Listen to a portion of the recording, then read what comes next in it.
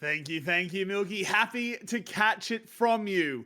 Because now that Saigon Buffalo have proved that they can fight with GAM, we have a real banger on our hands. Once again, I have Your Way and I have Rebel with me.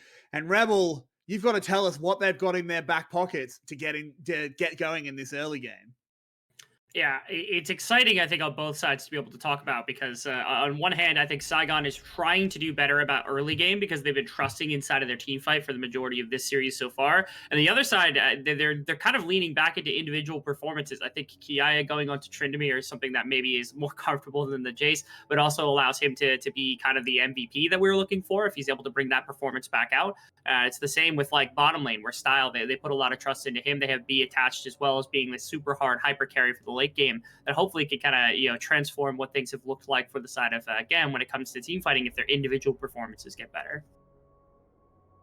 And the Kiaya last pick really surprised me here because the Jax that he hovered is actually more of a Kiaya champion I thought. So going back to the Tryndamere is a little bit curious to me. Maybe he's actually scared of dying after the last game. Kind of understandable. But we do have the Yuumi this time, so late game is always an option with Yuumi Zeri. We had an amazing Zeri game in game 1. We had a very quiet Zeri game in game 2, so I think GAM definitely wants to put more emphasis on the bot lane this time around because it worked wonders for them in the first game, right? It did. I think it makes a lot more sense too, as well. Just making sure to play into style, because like you said, not only is that how they played out game 1, which turned out a lot better for them, but it's how their entire split has kind of gone in a lot more like a holistic view of things. Is that style has been a bit more their target of affection. They've let Kiaya kind of be on his own on the top side, or at least in some cases, and he usually wins that one-on-one matchup. So this is another situation where they're hoping he's able to accomplish the same. And once again, the early ward from GAM's side. It was always top side so far in the series. This time, they're ready for the bot side gang. So GAM reading BeanJay's movement and BeanJay's ambitions in the early game has been a constant in the series, and they've only won one of the 2 games. But this is something we really have to stress and point out over and over again. Now BeanJay, opportunistic attempt on Kati, but Kati also playing it safe, so just the map reads from GAM's side, especially in the early game, especially controlling BeanJay, the main engine of the early game for SGB, have been amazing today. Possible dive being set up? Mm-hmm. Thinking the same thing with 3. Yeah, they're going to bring them up, but Kiaya should be able to sniff this one out a mile away, but even if he backs off, they're not losing anything in the mid lane. Jungle will still be able to get a crab. I think SGB have just done this quite well. Dude, ridiculous work right now. They're going to go under the tower. Can they snip him down? He spins away. Husband, he's ignited. Has to get out of there. Kiaya, it looks like he's going to live. They're going to go for a second bite at the apple. Risky stuff because you've got the tower. It's a 1-for-1 with assist, so if there's nothing else happening on the map, technically a win, I guess, but that's a lot invested to shut down Kiaya and maybe actually giving him some confidence back after that abysmal second game because they just gifted him a kill, basically. I mean, he's still in a better situation. Overall, objectively, it's not great for him right now. He used his Ignite. He still has his Flash Ghost, I should say. But now Levi trying to catch Froggy in rotation. Froggy's fine, though. So, in the end, I'm not the biggest fan of this play for Saigon Buffalo. Not really because of analytical points, more because you give Kiaya a kill after that horrible game 2. I think you should really try to shut him down, but let's see if they can double down and maybe dive him again before he hits level 6.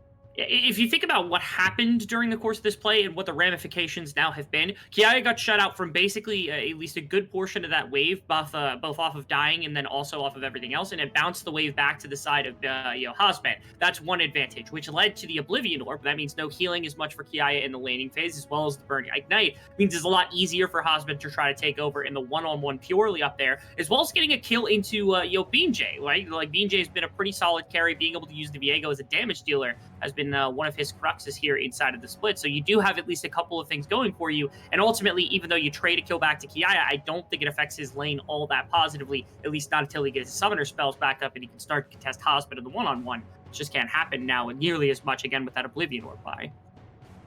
I was not expecting to be looking at a top lane in favor of Hasbet consistently No. today, especially after all the games we already saw of these two players facing off against each other this year.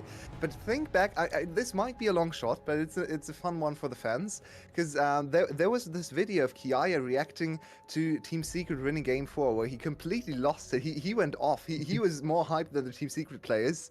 And who knows, maybe it was because he really didn't want to play Hasmid today. He was hyped to play Hero instead of Hasmid. He didn't get his wish, and now he actually has to contend with this matchup.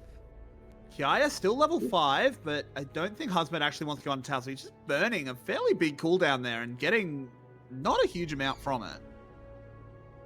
Like, I think fishing, if he tags him with the second one and you're able to kind of get underneath the tower and you go auto to like snip and then another ultimate right afterwards, I like Kiaya at minimum has to burn ghost, maybe even like doesn't have the ultimate available at that point either. So like it's possible it's just a kill and there's not much Kiaya can do in that situation. So I suppose if they're not anticipating anytime soon needing that ultimate, I suppose there's like a minute and a half until like the Rift Herald really spawns, so they're not going to need it until then for anything desperate.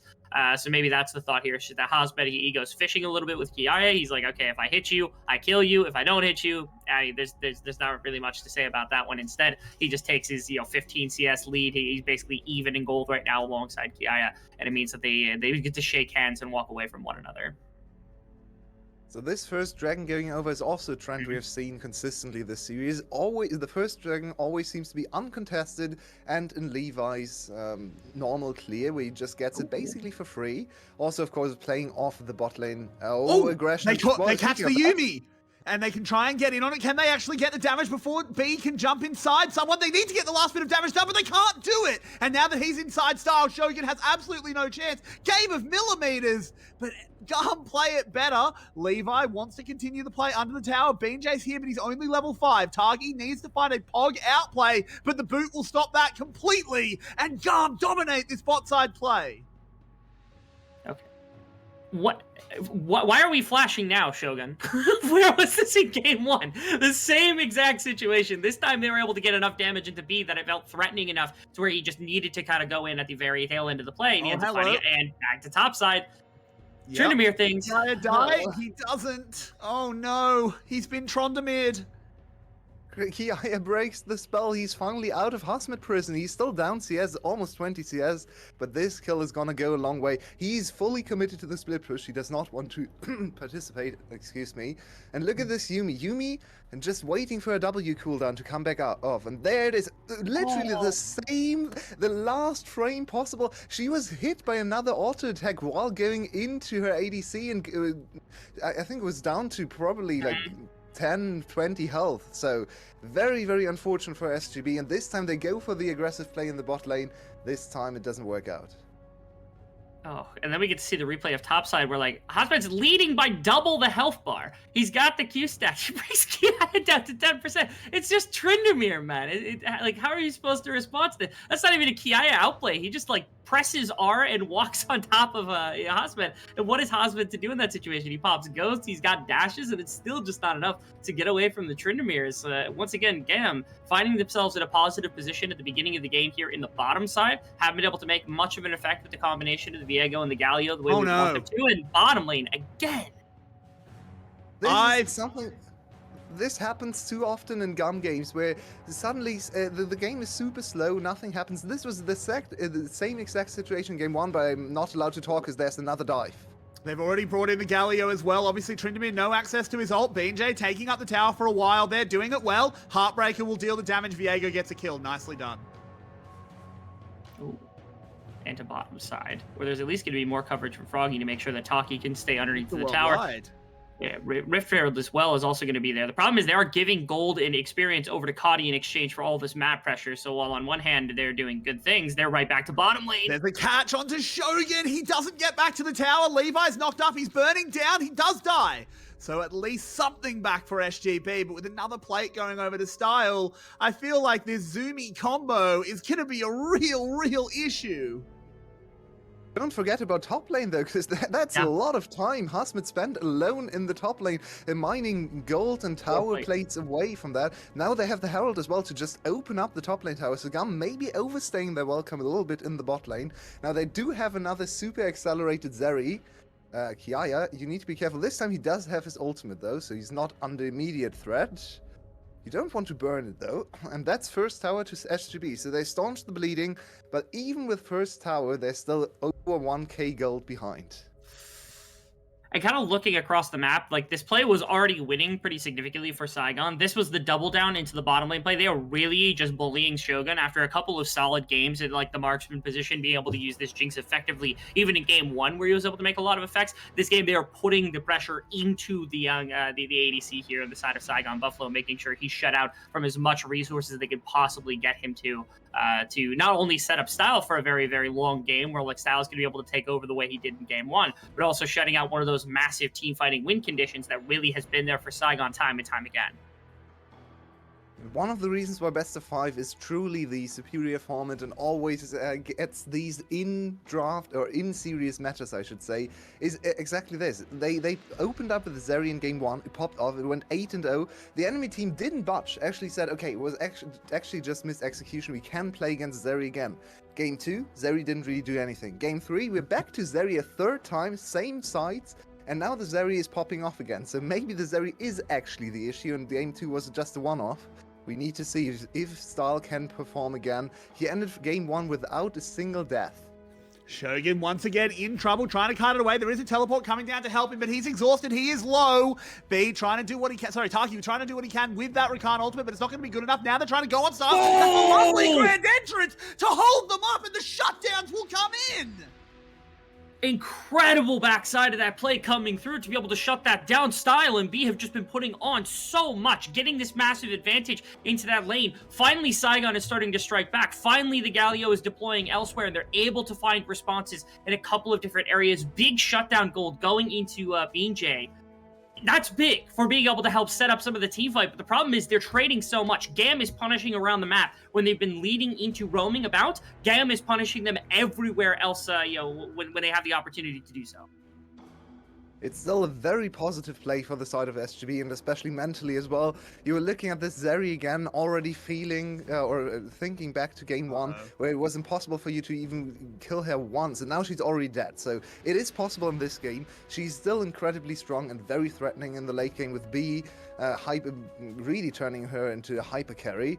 But if you're able to shut her down with these amazing counter plays, then there's hope for you in this game still, and the gold is back to almost only 1k, I believe, so SGB definitely not out of this one. Taki does everything he can. Everything possible. This was one of the better plays that we've seen from Taki. I mean, he has highlight plays all the time, but this was a big one to be able to disrupt both B from re-entering and having any chance, but also to knock up Style. We immediately come back into another fight as they are on top of Style. Can they actually get that last bit of CC? They can. Can they get that 2-for-1 cat bucket dinner? They can as well. And that's a lovely feed there for SGB. I have criticism. Oh, actually, we're not done yet. Oh, no, we're not, because they have found a third. There is a special at GAM Fried Chicken tonight. I have been criticizing and critiquing all split the use of the Galio. It was such a popular grab at the beginning of the splits to be able to use, and during the winter when Saigon kind of had their fall off, they prioritized it too heavily, forced low economy into Froggy, which I think was a wrong role. But in a series like this, just skirmishing and fighting as much as possible seems to be the way that they're winning out against GAM. They're finding themselves in a situation where anytime there's a big play, they're able to make things happen a lot better. And so I'm not shocked to see this continue to be a strategy that they employ. Just beautiful commitment shown here. They called for the play and they just went for it with everything. They are such a decisive team.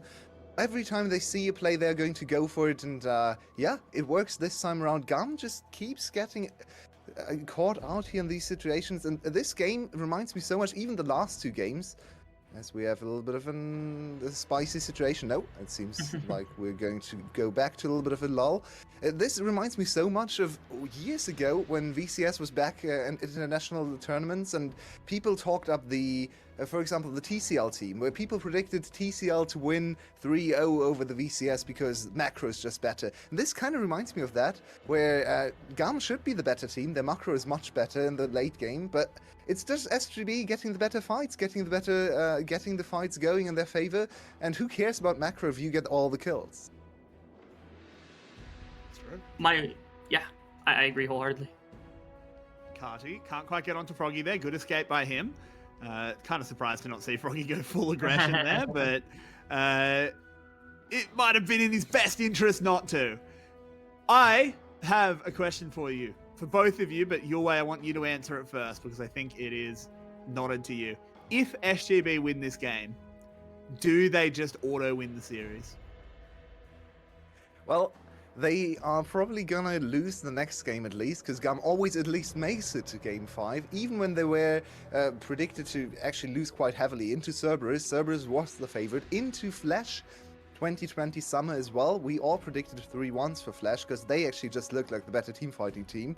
GAM always makes it happen in Game 4, but then they lose Game 5, so potentially, I mean, it's a little bit of a superstition maybe, but historical evidence shows GAM is not the greatest team at 5-game series, especially in a final situation, so Levi's they an should old really man. try to win this one. Levi's old. He's like 23. He has to go to bed. He's positively ancient. But we have a fight around this Herald as SGB doesn't want to let it go without a fight. That GAM will secure it, but Kiaya is keeping collapsed on, but that is a Tryndamere. He can buy so much time. They immediately shut down the VA going, oh no, SGB, you have chosen the wrong target. They will kill the Tryndamere, but can they do anything more? Shogun now trying to kite this one out, but he's got a Chaos Storm on top of him. He Gale forces away, but with the style, with the Yubi coming on in, GAM find an ace.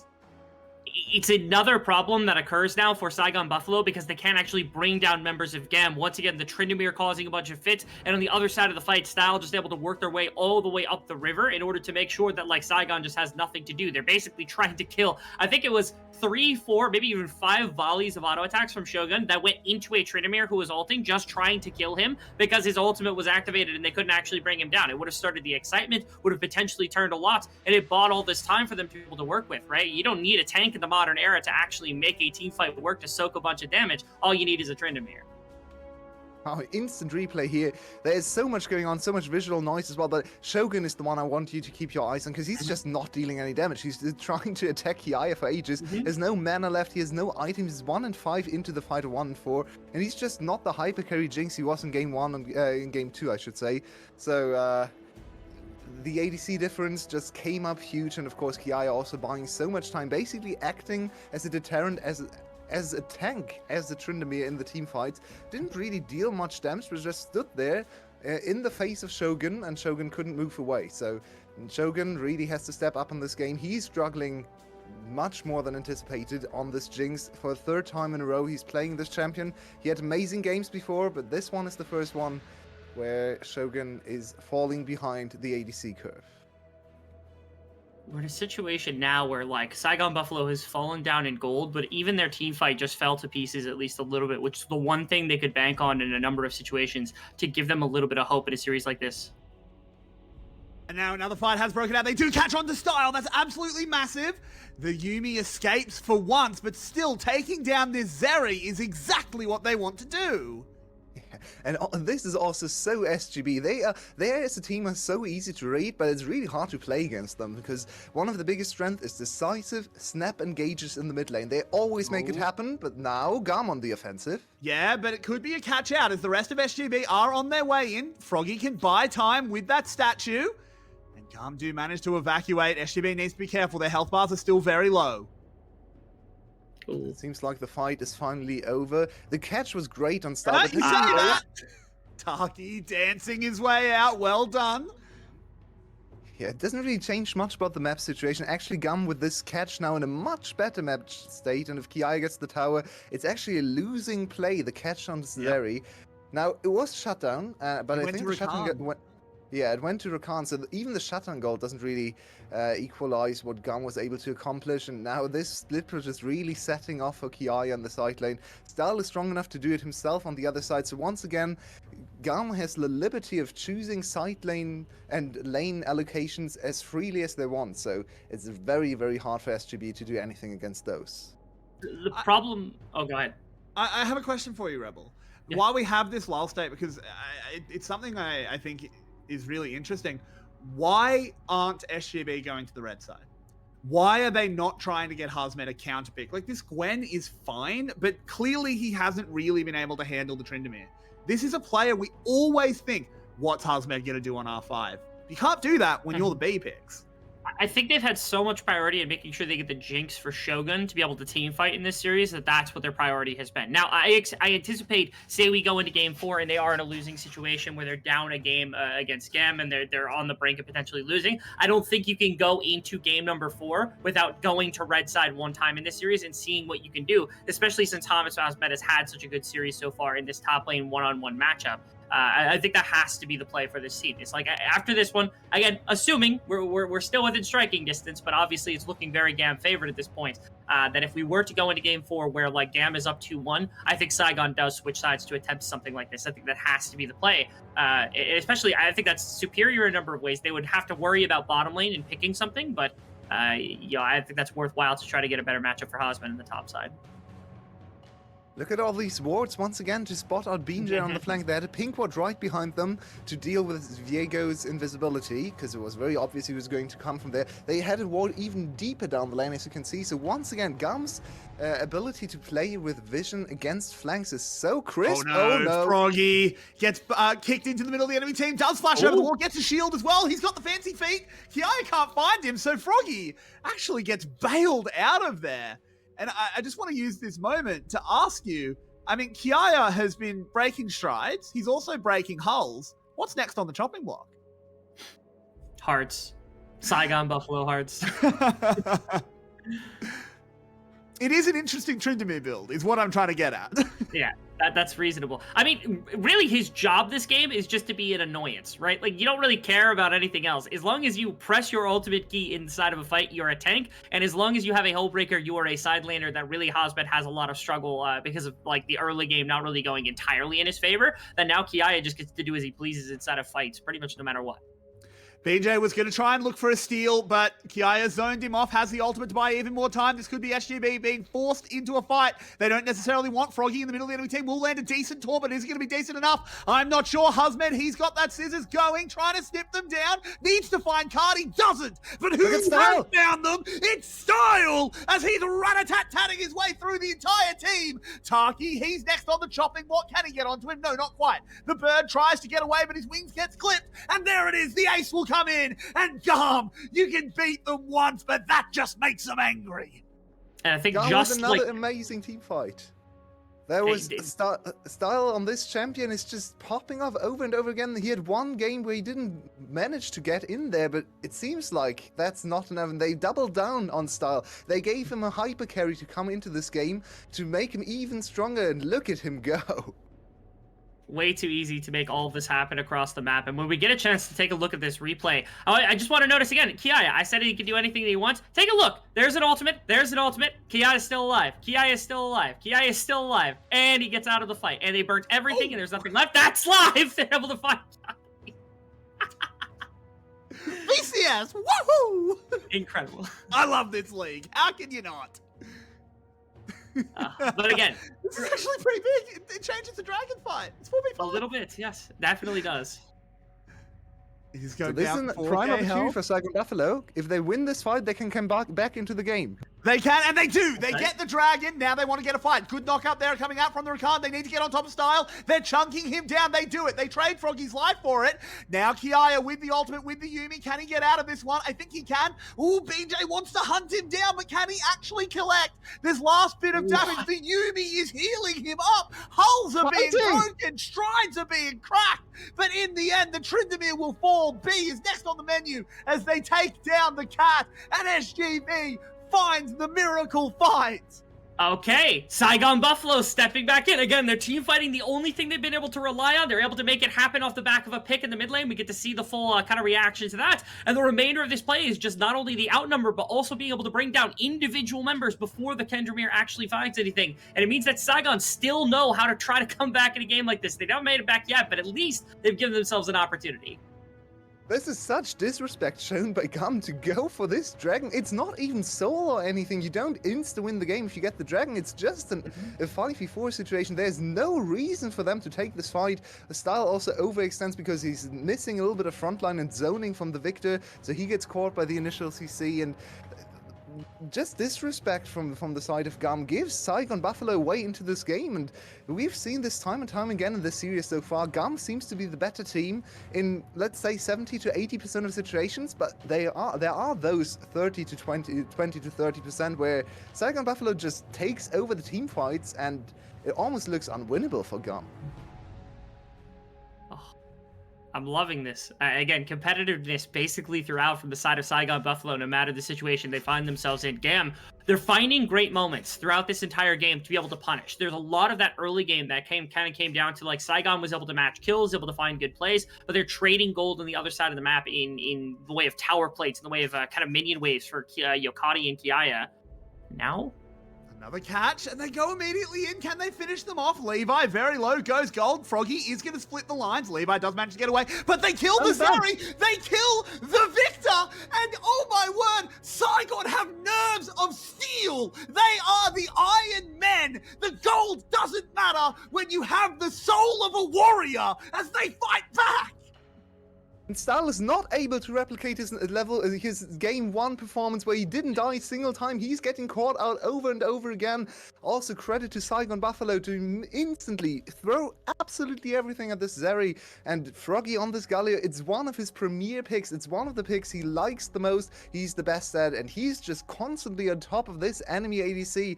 It's a Zeri Yuumi composition, and they're not able to kite back because of all the dive on Saigon Buffalo. They win the fight, they get 2 turrets, but let's look at this again. I have criticism all split about the Viego not being successful for the side of Saigon, but you can see when Hosmed's there, when Galio's there, and the ability to kind of play on one side of the fight with multiple divers, it's really nice. I was expecting Viego to end up on the right side, but it was actually him kind of peeling on the left side of this one. But like you said, so much dive threat from a number of members of Saigon Buffalo being able to drive off the damage, and a lot of the members from the side of GAM that really could make a positive impact trying to help out the Tryndamere. Just let them kind of kite back on both sides of the the interaction. And if they're able to get Viego on the other side and start getting resets in, that entire fight just goes completely awry. Every member gets wiped. It means that Saigon, again, they have ways to test against Styles, test against this kind of front-to-back team fight, and prevent them from playing it out the way that they really, really want to. Is making it uncomfortable for GAM to try to find a way to win out a game like this, because this composition is kind of designed for it. And this time they haven't done kind of irreparable damage to the base of Saigon. They still have inhibitors up in a number of places to be able to contest around these neutral objectives. And after all that, GAM is still in a winning position in this game. There's still a kill up, there's still 4k gold up, they still have more towers, they have a hyper carry, they have a Tryndamere scaling up, a Victor as well getting to super strong position, so it's not that Saigon Buffalo is actually getting that much closer. What is Style doing? He's caught out, but he has the ultimate, he has the Yuumi. They need to find that last little bit of damage there, and he's enough. And it's traded for the Viego. Denies the reset. Can they actually get this party started? Kiaya already in that undying rage, and certainly he is not dying. 1 for 1, Zeri down. Saigon Buffalo, though, no jungler, and there's a Baron on the map. This is a situation that's actually really tense right now, because I don't think GAM feels like they can actually full take it. Hosmed's still on the map, and everyone else had to back because the health bars were just too low. Dragon's also coming up here in about 15 seconds. There's like too much happening on the map to actually, I think, for either team really make that aggressive of a play. I like that Kiaya is able to find a tower here, but it seems like Reset's going to have to come out before we end up getting a Baron call. Honestly, what is Style doing here? There's not much to talk about. He's just walking into them, trying to apply some pressure, but he's just overplaying his cards so badly in this game. And I think maybe the Yuumi is hurting them more than it's making Zeri into this ungodly machine, because he's just overextending. And even with the Yuumi heals, even with the Yuumi speed, even with the Yuumi ultimate, it's not enough if you just walk into the Galio ultimate. It's not something you can ever do. We see the Dragon went over to GAM though, so they are finally at Soul Point. It's a very late Ocean Soul. I don't think it's gonna really change much about the game. But wow, what a situation. Style just needs to stop running into them. The fact of the matter is, Style is just going all in with a pair of ducks. You can't do it. You can't be there. Okay, you've got the Yuumi on your back. It doesn't provide nearly enough to hold off the unstoppable onslaught. That was the Lion King. That was Simba desperately holding onto the branch as the wildebeest come down. And you've got Mufasa trying to jump in to help you, but I don't think we know how that scene ends, you know? I think we know how that goes. I want to talk about something, and this is my intangibles. It's the Carrick's intangible corner. My favorite things to talk about, because earlier in the split, GAM played against Cerberus, and they were down about 8k gold against a comp that should have outscaled them, and they put on what, in my opinion, was one of the best displays of mental fortitude I've ever seen in League. They played with grit that I don't think too many other teams in the world can replicate. Saigon Buffalo is replicating it.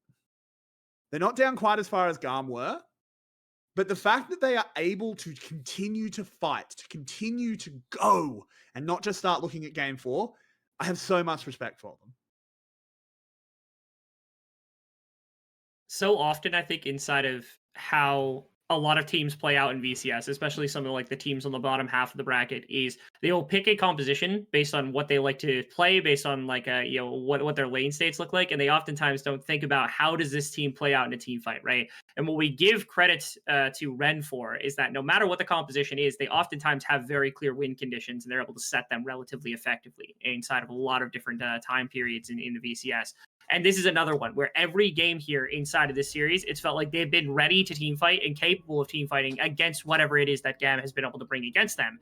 And they've taken advantage of that very heavily. I'm very happy with the way that Saigon has been able to at least understand their win conditions inside of fights and operate on those.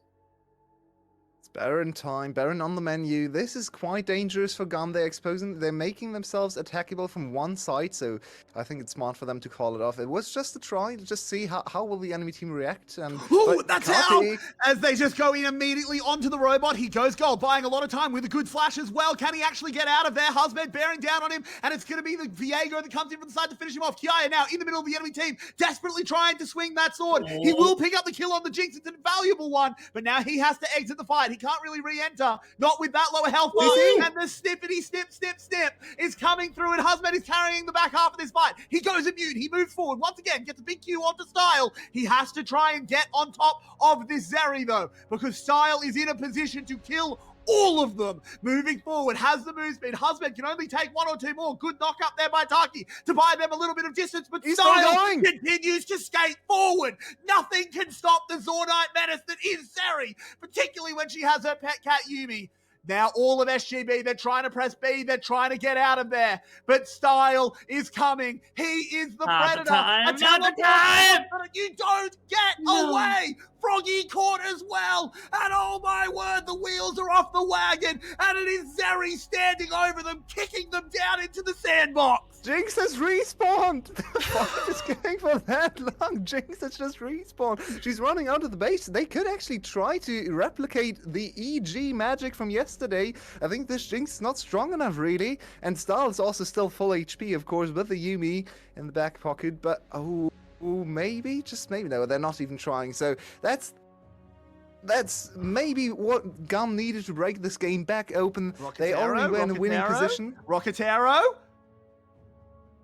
Oh, it's not Jinx Rocket of old. It's not Jinx Rocket that executes from 3,500 health anymore. It's just the normal one that came out. It looked like such a promising fight to start with Saigon Buffalo, because they had CC. They were able to knock Cotty basically completely out of anything. But notice Styles' positioning, using this wall to defend himself, shield himself from anything that Saigon Buffalo brings, and able to stay alive a lot longer in this fight than he had in a lot of other fights. We kind of have slammed the positioning of him over the course of this game for being way too aggressive, but this is one where he was able to kind of take the back end of the fight very much into his own hands. B also keeping him insanely healthy, making it very difficult for the side of Saigon to find a moment to turn, because the kids can't drop health off of this Zeri. They can't actually bring it down unless they full CC chain it to death. And when those cooldowns are burnt at the start of the fight, that's what breaks open this setup for the Zeri to be able to take over.